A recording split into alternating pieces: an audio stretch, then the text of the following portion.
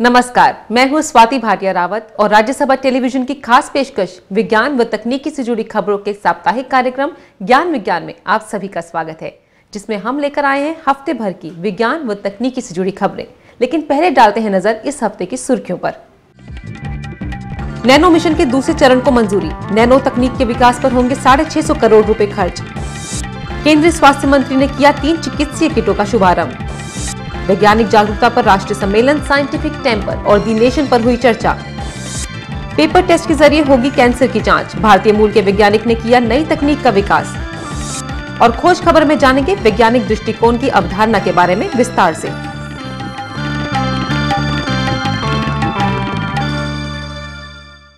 आइए अब नजर डालते हैं खबरों पर। आज भारत नैनो टेक्नोलॉजी के क्षेत्र में दुनिया भर में तीसरे स्थान पर है। नैनो विज्ञान में अपार संभावनाओं को देखते हुए सरकार ने 12वीं पंचवर्षीय योजना के दौरान नैनो मिशन के दूसरे चरण को मंजूरी दे दी। प्रधानमंत्री मनमोहन सिंह की अध्यक्षता में मंत्रिमंडल की बैठक हुई, जिसके तहत 650 करोड़ रुपए इस योजना के लिए आवंटित किए गए। तकनीक के क्षेत्र में अगली क्रांति का नाम है नैनो टेक्नोलॉजी। विशेषज्ञों का मानना है कि नैनो के दम पर इस सदी के मध्य तक पूरी दुनिया का कायाकल्प हो जाएगा। बड़े बड़े काम बेहद छोटे छोटे उपकरण कर देंगे।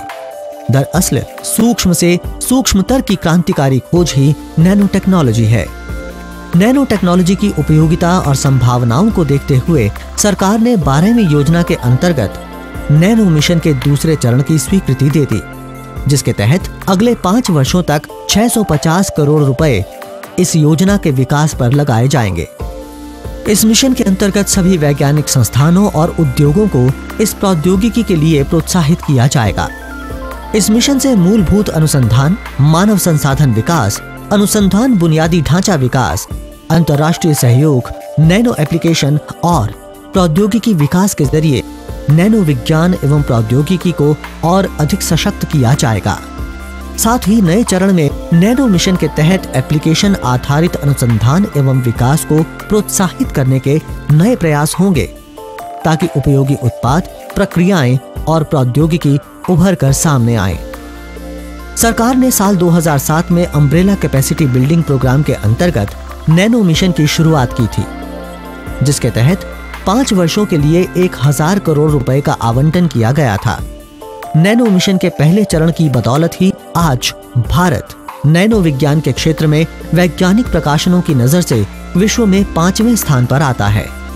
नैनो मिशन के तहत 5000 अनुसंधान पत्र और लगभग 900 पीएचडी पूरी हुई। नैनो हाइड्रोजेल आधारित आई ड्रॉप, पेयजल के लिए कीटनाशक हटाने की प्रौद्योगिकी, आर्सेनिक और फ्लोराइड हटाने के लिए वाटर फिल्टर और नैनो सिल्वर आधारित एंटी माइक्रोबॉयल वस्त्र कोटिंग जैसे बेहद उपयोगी और महत्वपूर्ण उत्पाद बनाए गए।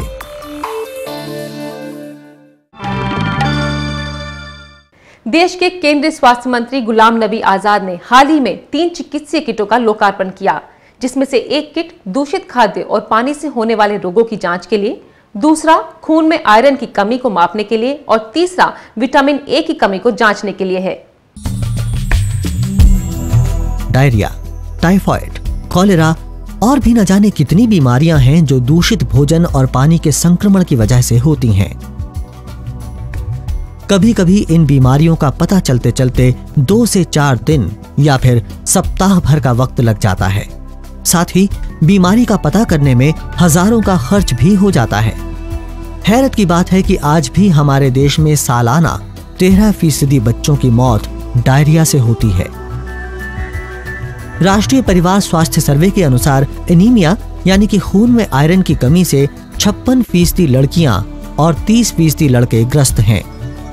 वहीं 2 करोड़ से ज्यादा लोग विटामिन की कमी के शिकार हैं।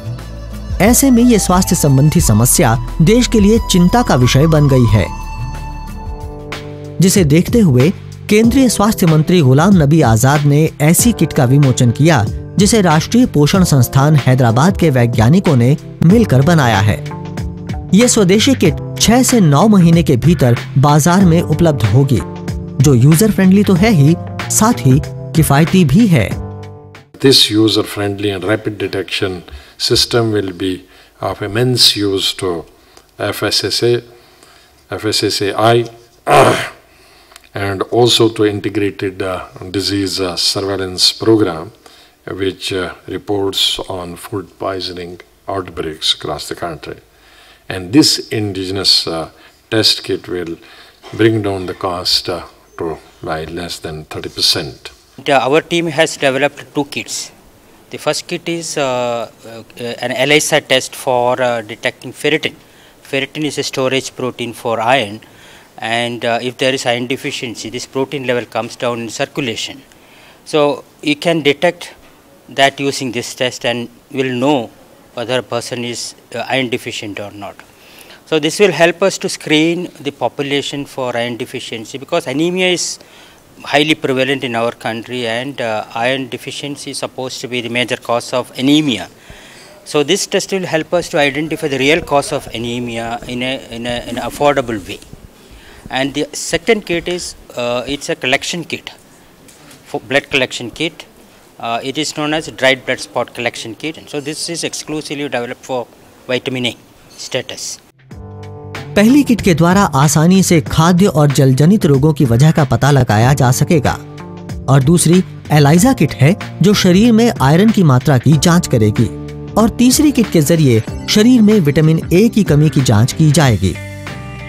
उम्मीद है कि इस नई तकनीक के बदौलत दूषित खाद्य और पानी की वजह से होने वाली बीमारियों का पता जल्द लग पाएगा और मरीज समय पर उस बीमारी का इलाज कराकर स्वस्थ हो पाएंगे।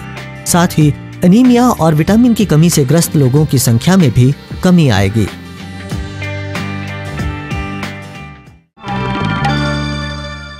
विज्ञान प्रसार और निस्केयर ने गत 21 और 22 फरवरी को वैज्ञानिक दृष्टिकोण पर एक राष्ट्रीय सम्मेलन का आयोजन किया। सम्मेलन का मुख्य विषय साइंटिफिक टेम्पर और द नेशन था, जिसमें वैज्ञानिकों, शोधकर्ताओं और छात्रों ने बढ़ चढ़कर हिस्सा लिया। देखिए हमारी एक खास रिपोर्ट।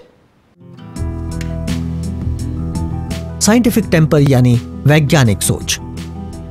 इस शब्द का जिक्र सबसे पहले पंडित जवाहरलाल नेहरू ने किया। इस शब्द का जिक्र करते हुए उन्होंने कहा, the scientific approach and temper are or should be a way of life, a process of thinking, a method of acting and associating with our fellow man. यानी वैज्ञानिक दृष्टिकोण और सोच जीवन का तरीका, सोचने की प्रक्रिया, काम करने की विधि है जिसे आम आदमी के साथ जुड़ा होना चाहिए।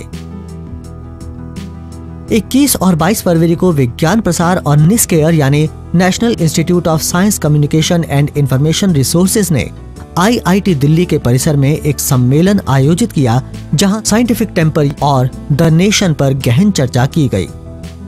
इस सम्मेलन को तर्कशास्त्री और समाजसेवी डॉक्टर नरेंद्र दाभोलकर की याद में समर्पित किया गया। दाभोलकर ने अंधविश्वास को लेकर एक देशव्यापी मुहिम चलाई थी जो कुछ कट्टरपंथियों को नागवार गुजरी और उन्होंने पिछले साल दाभोलकर की गोली मारकर हत्या कर दी। इस सम्मेलन का उद्घाटन राजनीतिक अर्थशास्त्री अमिया बागची ने किया और मुख्य वक्ता जाने माने वैज्ञानिक डॉक्टर डी बालासुब्रमण्यम थे। उन्होंने लोगों को विज्ञान के प्रति जागरूक होने का आह्वान किया।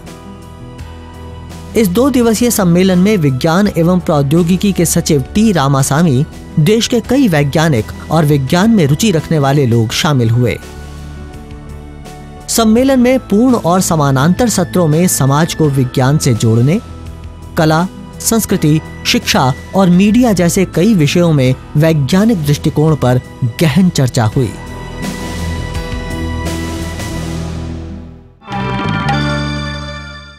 कैंसर एक जानलेवा बीमारी है और अक्सर इस बीमारी का देर से पता चलता है, लेकिन अगर कैंसर का पता वक्त रहते लग जाए तो इसका इलाज भी संभव है। भारतीय मूल की अमेरिकी वैज्ञानिक ने एक ऐसा पेपर टेस्ट डेवलप किया है जिसके जरिए कैंसर की जांच आसानी से की जा सकेगी।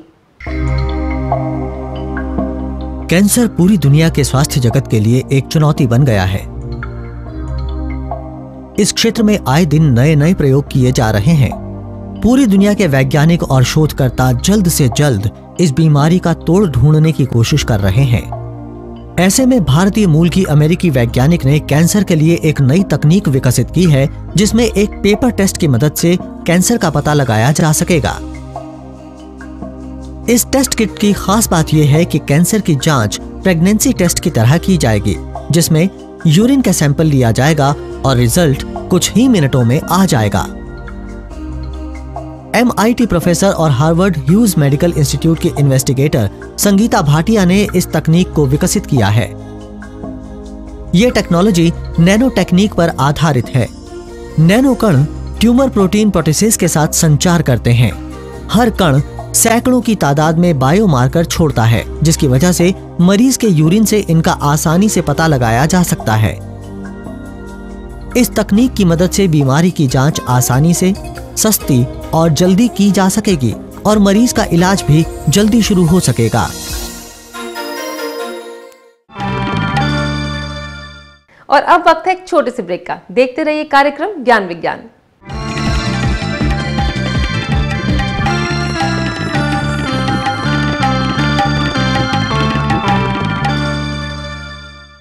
ब्रेक के बाद एक बार फिर आप सभी का स्वागत है। आप देख रहे हैं साप्ताहिक कार्यक्रम ज्ञान विज्ञान। आइए अब नजर डालते हैं देश भर में होने वाली कुछ अन्य मुख्य वैज्ञानिक गतिविधियों पर अपने सेगमेंट साइंस एक्सप्रेस में।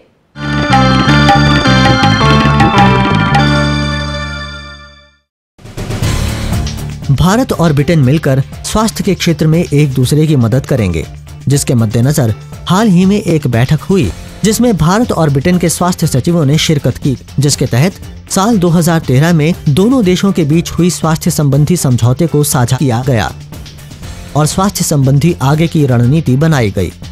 इस द्विपक्षीय बैठक का मकसद इसी समझौते के तहत सार्वजनिक स्वास्थ्य के बुनियादी ढांचों का विकास करना रहा। उड़ीसा के चांदीपुर में भारत ने सतह से हवा में मार करने वाली मिसाइल आकाश का सफल प्रक्षेपण किया। आकाश मध्यम दूरी की सतह से हवा में मार करने वाली विमान भेदी रक्षा प्रणाली है। 25 किलोमीटर की दूरी तक मार करने वाली ये मिसाइल अपने साथ 60 किलोग्राम आयुध ले जा सकती है। इस मिसाइल को रक्षा अनुसंधान एवं विकास संगठन यानी DRDO की मदद से तैयार किया गया है। भारतीय मूल के एक वैज्ञानिक ने आंख के भीतर छुपी हुए एक बहुत पतली परत की खोज की है जो ग्लूकोमा के मरीजों का इलाज कर सकता है। यानी कि इसके द्वारा ग्लूकोमा के मरीजों को अंधेपन से बचाया जा सकेगा। नॉटिंघम विश्वविद्यालय के प्रोफेसर हरमिंदर दुआ ने ये कारनामा कर दिखाया है। हरमिंदर ने इस बात की खोज की है कि कैसे इंसान के आंख के भीतर की कॉर्निया में मौजूद ये नई परत आंख से बहने वाले तरल पदार्थ को नियंत्रित करता है। विज्ञान और प्रौद्योगिकी विभाग ने राष्ट्रीय विज्ञान दिवस के मौके पर गोपाल कृष्ण गांधी के व्याख्यान का आयोजन किया। बंगाल के पूर्व राज्यपाल गोपाल कृष्ण गांधी ने अपने व्याख्यान में लोगों को विज्ञान के प्रति सोच का विकास करने को कहा। साथ ही बताया कि किसी भी समाज के विकास में वैज्ञानिक सोच बेहद जरूरी है। राज्यसभा टीवी ने वैज्ञानिक दृष्टिकोण के मद्देनजर एक दिवसीय सिंपोजियम का आयोजन किया, जिसमें वैज्ञानिक सोच को बढ़ावा देने वाले कार्यक्रमों की रूपरेखा तैयार की गई। कार्यक्रम में जाने माने वैज्ञानिक शामिल हुए। हर साल 28 फरवरी को हम विज्ञान दिवस के रूप में मनाते हैं। इस साल के विज्ञान दिवस का थीम साइंटिफिक टेम्पर यानी वैज्ञानिक दृष्टिकोण है। जब तक समाज में वैज्ञानिक सोच नहीं पैदा होती, तब तक उसका विकास नहीं हो सकता। आज के इस सेगमेंट में हम इसी वैज्ञानिक दृष्टिकोण की अवधारणा के बारे में विस्तार से जानेंगे।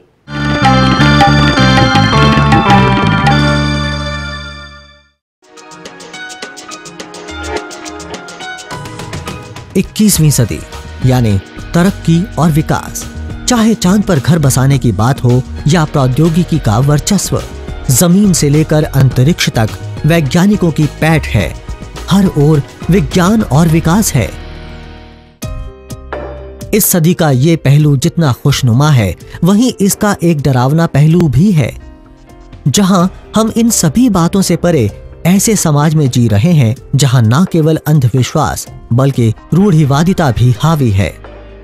आज भी समाज का एक बड़ा हिस्सा पिछड़ी सोच के साथ जी रहा है, जहां लोग वैज्ञानिक दृष्टिकोण से जीवन नहीं जीते।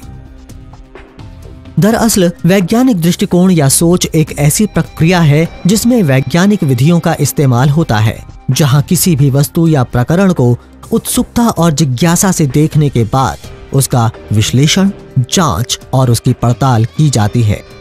फिर सभी पहलुओं का आकलन वैज्ञानिक प्रवृत्ति के साथ किया जाता है और फिर उसके बाद किसी निष्कर्ष पर पहुंचा जाता है। ऐसा नहीं है कि वैज्ञानिक विधियों का इस्तेमाल सिर्फ वैज्ञानिक कार्यों के लिए ही किया जाता है। अपितु हम इस पद्धति का इस्तेमाल अपनी रोजमर्रा की जिंदगी में भी कर सकते हैं। किसी भी वस्तु या घटना के सत्य को खोजने के लिए विज्ञान में कई पद्धतियां हैं, जिनमें से एक है आगमनिक यानी इंडक्टिव पद्धति, जिसके अनुसार आसपास की कुछ घटनाओं का अवलोकन किया जाता है। उनके आधार पर वैश्विक नियम या परिकल्पना तैयार की जाती है। अगर इन सभी अवलोकनों यानी कि वैज्ञानिक दृष्टिकोण से वो घटना सिद्ध हो जाती है तो उसे एक सिद्धांत के रूप में स्वीकार कर लिया जाता है। पर अगर भविष्य में कोई इस सिद्धांत को चुनौती दे तो उसे स्वीकार कर फिर से उसे वैज्ञानिक मापदंडों पर आंका जाता है। कहने का मतलब ये है कि वैज्ञानिक सोच के लिए मस्तिष्क का खुला रहना बेहद जरूरी है। समाज में हो रहे बदलावों को वैज्ञानिक दृष्टिकोण के हिसाब से स्वीकार करना और उन्हें अपनाना उससे भी कहीं ज्यादा जरूरी है। देश के प्रथम प्रधानमंत्री पंडित जवाहरलाल नेहरू समाज की उन्नति में वैज्ञानिक सोच को जरूरी मानते थे। उन्होंने 1958 में संसद में भारत की विज्ञान और प्रौद्योगिकी नीति प्रस्तुत की। किसी देश की संसद द्वारा विज्ञान नीति का प्रस्ताव पारित करने का ये विश्व में पहला उदाहरण था। नेहरू का विचार था कि वैज्ञानिकों को चाहिए कि वो प्रयोगशाला को वैज्ञानिक अनुसंधान का मात्र केंद्र न माने, बल्कि उनका लक्ष्य ये हो कि जनमानस में वैज्ञानिक दृष्टिकोण लाया जा सके। वैज्ञानिक प्रवृत्ति यानी साइंटिफिक टेम्पर को विकसित करना हमारे मौलिक कर्तव्यों में से एक है। इसीलिए इसे भारत के संविधान में नागरिकों के मौलिक कर्तव्यों में शामिल किया गया है। ये महज एक शब्द ना होकर समाज व देश के विकास को प्रदर्शित करने वाला क्षेत्र है, जिसे समझना और समझाना हम सबकी जिम्मेदारी है। आज के परिप्रेक्ष्य में जबकि टेक्नोलॉजी और साइंस में बहुत सारे बदलाव आए हैं, हमारे देश में बहुत सारे बदलाव आए हैं और ऐसा लग रहा है कि ये देश बाबाओं और मुल्लाओं और पंडितों और सूदशेर के हाथ में चला जाएगा। ऐसे वक्तों में हमें पीछे मुड़ के देखना ज़रूरी है ताकि हम आगे की दिशा को निर्धारित कर सकें। आगे आने वाले वक्तों में ये चेतना तेज़ी से और ज़्यादा लोगों में फैले, इसके लिए जो प्रयास किए जाएंगे उनके अच्छे ही रिजल्ट होंगे और हमें करना ही पड़ेगा अगर हमको लोकतंत्र जनतंत्र को इस देश में बचाना है। ऐसे में हमारी कोशिश ये होनी चाहिए कि रोजमर्रा की जिंदगी में हर छोटे बड़े पहलू को पहले वैज्ञानिक दृष्टिकोण से देखें। किसी भी घटना या परिघटना के रहस्य को वैज्ञानिक दृष्टि से समझने का प्रयास करें, फिर ये निष्कर्ष निकालें कि हमें उन वस्तुओं या घटनाओं पर यकीन करना चाहिए या नहीं। तभी समाज में चेतना आएगी और समाज आगे बढ़ेगा।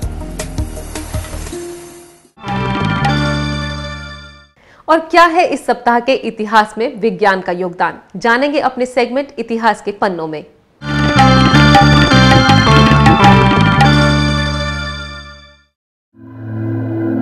3 मार्च 1847 को अलेक्जेंडर ग्राहम बेल का जन्म हुआ।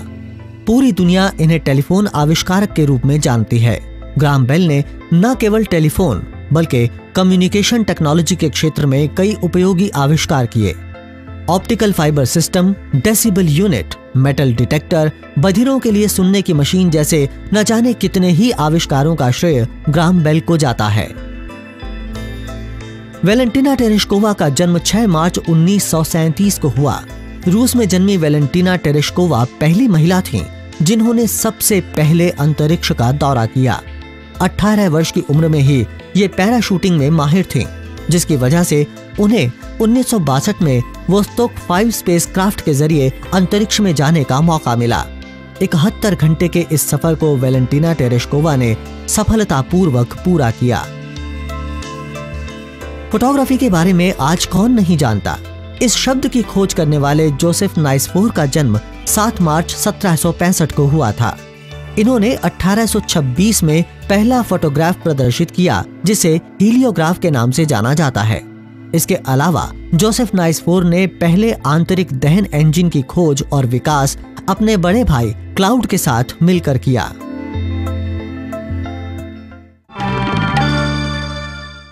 तो ज्ञान विज्ञान में आज इतना ही। आपको हमारा ये कार्यक्रम कैसा लगता है, इसके बारे में आप अपने सुझाव और प्रतिक्रियाएं हमें ईमेल कर सकते हैं। हमारा ईमेल एड्रेस है news@vigyanprasar.gov.in। आप चाहें तो हमें खत भी लिख सकते हैं। हमारा पता है विज्ञान प्रसार C24 कुतुब इंस्टीट्यूशनल एरिया, नई दिल्ली 110016। तो आज के लिए इतना ही। विज्ञान और तकनीकी से जुड़ी खबरों के इस साप्ताहिक कार्यक्रम में अगले हफ्ते फिर मुलाकात होगी। तब तक के लिए हमें दीजिए इजाजत और देखते रहिए राज्यसभा टेलीविजन। नमस्कार।